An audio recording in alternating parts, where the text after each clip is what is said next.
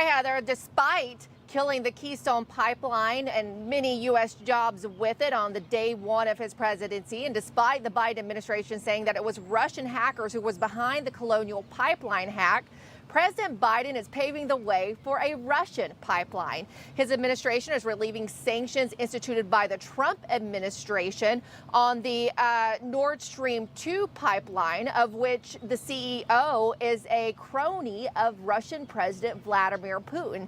And what many are saying is a big geopolitical gift to the Russian president. In fact, a Kremlin spokesman today praised the decision. He called it a positive signal, saying that it could bolster ties between the two countries. That pipeline is already 95% complete. They say that it could now be completed by summer. That would double the amount of gas that Russia provides to Germany. And U.S. officials against this say that will only make Germany further dependent on Russia.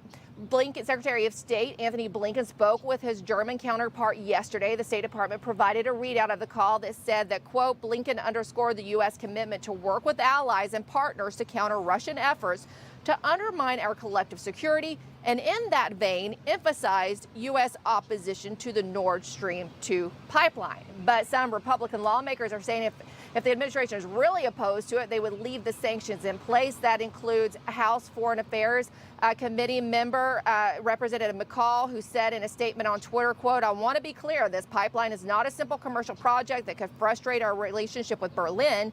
It is a Russian malign influence project that threatens to deepen Europe's energy dependence on Moscow, render Ukraine more vulnerable to Russian aggression, and provide billions of dollars to Putin's coffers. If the Putin regime is allowed to finish the pipeline, it will be because the Biden administration chose to let it happen. The Trump administration have put those sanctions in place in order to reduce the influence of Russia in Europe. This deal, this relieving of the sanctions, will be a hard hit for Ukraine. It also shifts the past administration's focus towards Poland and countries in that vein in order to counter Russian aggression. Now, speaking of Russia, Antony Blinken is set to meet very soon with his Russian counterpart, Sergei Lavrov, in Iceland, where they'll have a pull-aside at a summit there. All right. Heather. Very good. Thank you, Emerald. For more on the story, House Minority Leader Kevin McCarthy tweeted, President Biden shuts down American pipelines, yet he greenlights Russian pipelines. Meanwhile, drivers pay more at the pump for the privilege of depending on foreign oil. This is what it looks like to put America last. Joining us now to discuss, Republican Congressman from Ohio, Jim Jordan. Congressman, thank you for joining us, sir. What's your take on what's going on right now? Well, with the pipeline issue, I mean, you got the Biden administration waiving sanctions against a Russian pipeline. At the same time, you had a week ago learned that Russians were the ones who shut down an American pipeline. So to the American people, that makes absolutely no sense. But that's not the first crazy policy from this administration. Again, just step back and think about it. In what is it now, 118, 119, 120 days of this administration, we went from secure border to chaos. We went from energy independence to lines at the pump, and we went from peace in the Middle East to thousands of rockets being fired on our ally Israel. So just sort of par for the course for these guys. It shows how crazy and out of touch they are. Yeah, how do you explain it other than just simply being out of touch? Because shutting down the Keystone XL pipeline, that cost 11,000 construction jobs specifically related to the pipeline itself, and then I think 42,000 across the country in related jobs. But yet this, by continuing the pipeline, the Nord Stream pipeline, Nord Stream 2, that's going to give jobs to Russia.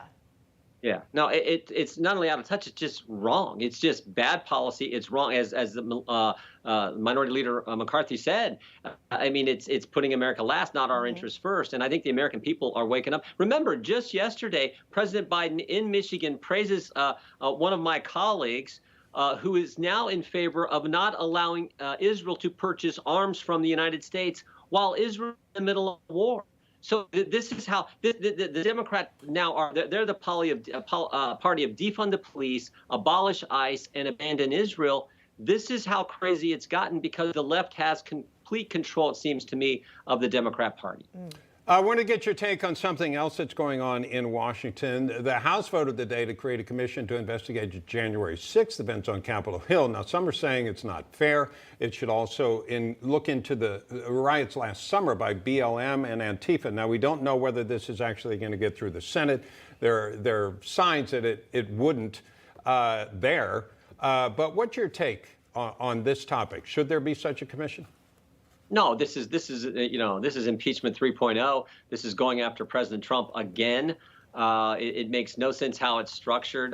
We wouldn't be able to look into what took place last summer. I don't know that the framework of this legislation would allow us to look into what happened to Officer Evans, his tragic death just a month and a half ago. And I don't think it allows us to look into the idea that what happened on the ball field 4 years ago to Congressman Scalise and others.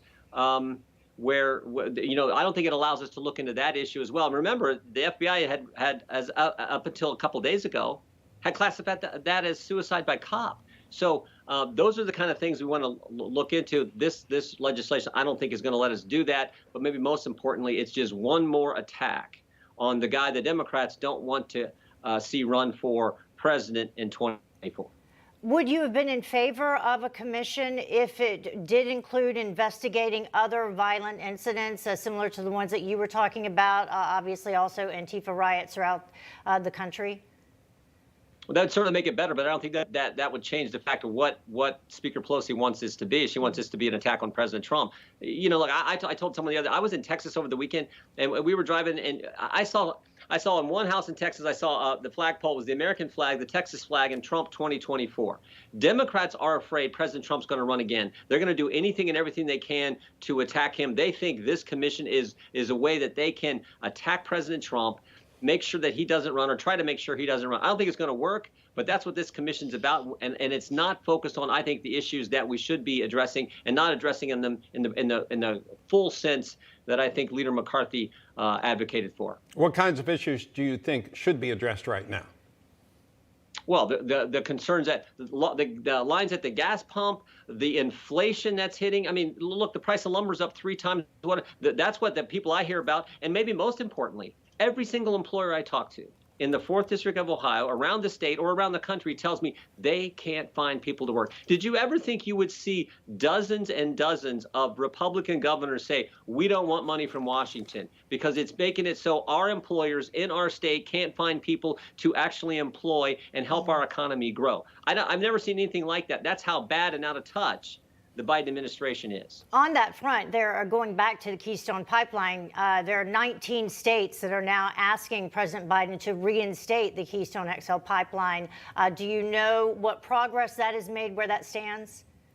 Well, I don't know specifically, but I'm confident the Biden administration, unfortunately, will be against it. Because tell me, what common sense, objective, and policy measure have they embraced in their approximately 120 days in office? I mean, it's been, look, we know for the border, for example, we know the only reason there's a crisis on the border is because the Biden administration created it. They announced to the world they were going to stop building the wall, to the world we're going to do any more deportations, and they changed the Remain in Mexico policy. Everyone knows when you do those things, you're going to get a crisis. So it's almost like this was intentional. I don't know what other conclusion you could reach. So I don't expect them ever to do the right thing. It's unfortunate because it's not good for our country, not good for the American people. But again, that's just who the radical left and the Democratic Party are today.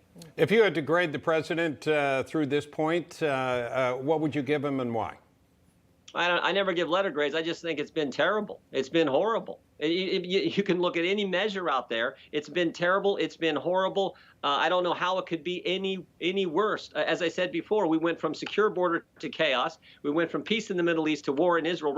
Thousands of rockets landing on our best ally and friend. And Democrats are now talking about abandoning Israel. And of course, we went from energy independence to pipelines being stopped, pipelines being hacked, and gas lines being, as long as they are. So I don't know how it could be any worse. And on top of all that, you got radical inflation, and you have Democrats talking about packing the court and doing all kinds of other crazy things. Yeah. See, so it could get worse. So don't say that. You're jinxing it. I guess. It's amazing within 4 months how everything has changed. All right. Congressman Jordan, thank you, sir. Thank you. Thank you, guys. Hey, I'm Rob Finnerty. Thanks for watching. If you enjoyed this video, please join the conversation in the comments below. Don't forget to subscribe, too. Hit the bell icon to be alerted to breaking news. And remember, there's a whole lot more on Newsmax TV, America's fastest growing cable news network. Newsmax TV, we're real news for real people.